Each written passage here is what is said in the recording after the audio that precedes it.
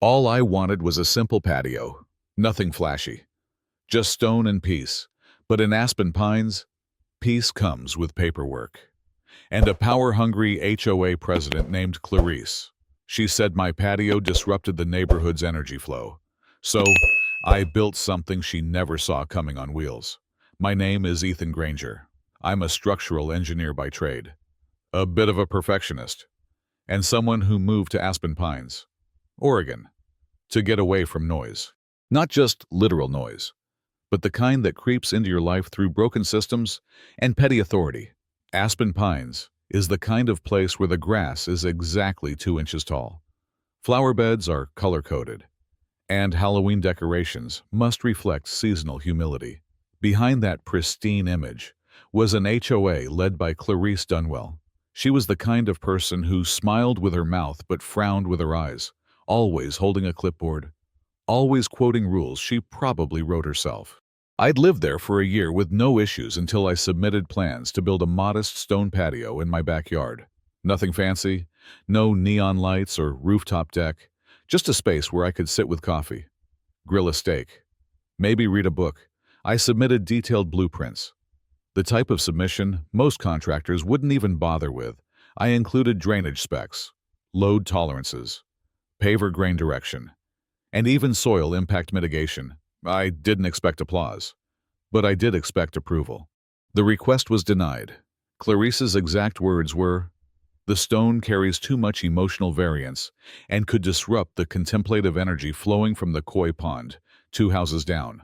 I thought it was a joke. I was wrong. I revised the design, made it smaller, more neutral, removed the curved edge she claimed was aggressive, added shrubs for visual buffering. She denied that version too, citing concerns about community loitering and architectural disharmony. What followed was a barrage of rejection emails, each one more absurd than the last. Apparently, my proposed layout threatened to disturb the aesthetic ecosystem and might misalign with the pitch of a neighbor's roof across the street. That was the final straw. I wasn't angry. I was exhausted. Exhausted by the idea that someone so petty could control something as simple as a patch of stone in my backyard. So I stopped trying to build something permanent, and I started designing something mobile. It began as a joke. I sketched a trailer with a shallow pool just to blow off steam. But the longer I stared at the drawing, the more it made sense. Legally, I couldn't build a patio, but nothing said I couldn't park a licensed trailer on my property, and nothing in the HOA rules specified what that trailer could or could not contain. What followed was a 3-month engineering project I called the Mobile Recreational Aquatic Platform. But what it really was a mobile infinity pool. I hired Rico Marsh, a welder who usually customized livestock trailers. When I told him I wanted to put a full pool on a trailer, he laughed for a minute straight before shaking my hand and saying, "Let's do it." We built a 20-foot steel reinforced chassis with adjustable jacks, dual brakes, and a reinforced undercarriage. Then I brought in Lena Travers, a fiberglass specialist who typically built speedboat hulls. She shaped the pool shell, complete with a vanishing edge, pressure ribs, and a custom skimmer system. Finally, I hired Jerome from Portland, a spa technician who retrofitted the platform with dual pumps, a heater, and a self-contained filtration system powered through an integrated generator.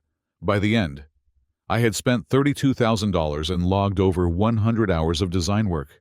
But it was glorious, and it was legal. I unveiled it on a Tuesday morning. I parked it in my driveway and filled it slowly. The sun hit the water just right. Faux stone panels disguised the trailer sides. Soft LED lights reflected off the ripples. It looked like a luxury resort feature that had rolled off a movie set. Clarice appeared within the hour. Her eyes scanned the pool like it was a crime scene. She asked what I was doing. I told her, very calmly, that I was parking my licensed, fully roadworthy, recreational vehicle. She called the police. The officer who showed up was the same one who'd once responded to a complaint about a neighbor's wind chimes. He asked me what I was hauling. "Just water," I replied.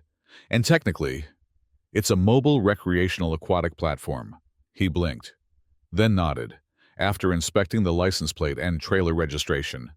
He told Clarice he saw no issue as long as I wasn't leaking water onto the street. Over the next month, I received 7 separate violation notices. Each cited a different, increasingly bizarre offense, including unauthorized aquatic reflection, ripple-based distraction, and community cohesion disruption. I framed them. The annual HOA meeting was scheduled for early spring. On the day of, I towed the pool to the community clubhouse and parked it right out front. People gathered. Some were amused. Others were confused. Clarice arrived, flanked by 2 other board members, holding a USB stick filled with what I assumed were PowerPoint slides on aesthetic purity. When she began discussing unsanctioned aquatic displays, I raised my hand. I asked a simple question. Could she cite the clause in the bylaws that specified trailer contents? The board's lawyer was dialed in via speakerphone. After a long pause, he admitted that the matter was uncharted territory and likely posed litigation risk if pursued. Clarice looked like she had swallowed a lemon whole. In the end, they fined me $50 for parking drama. I paid in quarters. After that, they stopped trying. I started hosting barbecues next to the pool, yoga classes, even a small 4th of July splash contest. My neighbors, once cautious, became curious, then supportive, then enthusiastic. Clarice no longer speaks to me. She draws the blinds when I drive by with the trailer. Sometimes I circle the block slowly, just to wave. No, I never got my patio, but I got something better. I got to build something no one could have imagined, a 5-ton monument to persistence, wit, and the kind of quiet rebellion only an engineer could pull off. Every time I float in that water, sipping something cold while watching the HOA board try not to look, I think to myself, this is serenity, and it's mobile.